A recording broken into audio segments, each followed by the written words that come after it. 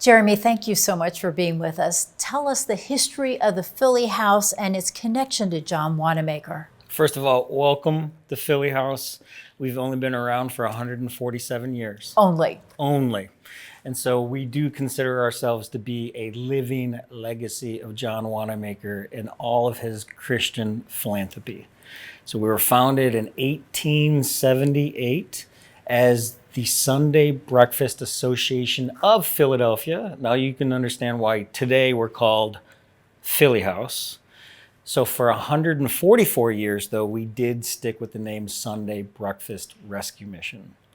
So in 1878, John Wanamaker and some other famous Philadelphians, John Stetson, Atlee Burpee, and Governor James Pollock, they founded us to be able to serve coffee and a roll on Sunday before church. And so literally a block from where you are sitting and we are sitting today is where Sunday Breakfast Association of Philadelphia was founded. So when they announced their first meeting, they had 400 people show up. Wow. And so today, as a living legacy of John Wanamaker, we are Philadelphia's largest homeless shelter. And we are also the only provider of daily meals to the public 365 days of the year in the sixth largest city of the United States, the city of brotherly love, Philadelphia. How is his legacy being fulfilled every day? We like to inspire others to be the current day John Wanamakers by being able to even share his philanthropy. So most here in Philadelphia and even outside Philadelphia throughout the Commonwealth of Pennsylvania, as well as throughout the world, have heard of the Wanamaker building, where he founded the department store. And he essentially was the one that founded the concept of price tags and fixed prices and the department store. And still to this day, people are wondering what's going to happen to that organ. And so if you're doing any specials on that, what's going to happen with the big organ that he installed, beautiful, which is considered to be the largest organ in North America and as well as most of the world. So today, we are proud that his Christian philanthropy in 1878 saw the need of the homeless, hungry, and hurting here in the city of Philadelphia. And of course, we beckon all Christians and all people of good faith and even no faith to be able to respond in kind as he did to be able to serve the needs of this great city. How do you weave the gospel into everything you do? Just walking around, I see scripture verses on the walls, which is so comforting.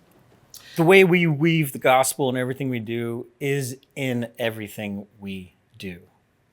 And so we have an expression around here that we simply remind each other, listen, don't be a goat.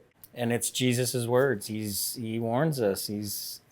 God's going to separate us between the sheep and the goats someday. And he made it very clear the things that we should be doing to be able to serve the least of these. And so that's how we wrap the gospel in everything we do.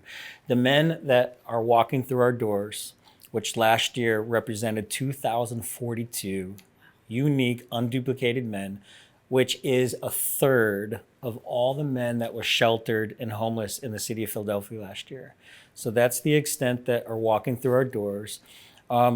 Consider many of them like the robber that was beaten and broken and saved and rescued by the Good Samaritan in Jesus's parable. And so look at the gospel that we live out, in which Jesus says, now go do likewise. Because who is your neighbor, right? We are the innkeeper in that story. And so we need lots of good Samaritans to support what we do.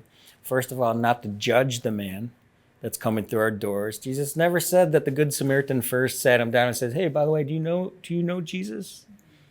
He loaded him on his own animal and brought him to the innkeeper and paid without question, because the man was robbed and beaten and broken. And so we see lots of men that are robbed, beaten, and broken.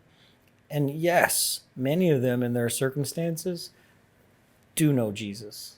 And that's why they turn to us as a Christian organization. They're looking for the dignity and the restoration of both their bodies, but their minds, their spirit, their situation. And so we weave the gospel in everything we do by that first admonition, to the least of these, my brother. Jeremy, thank you for what you're doing. You are making a difference. Oh, thank you.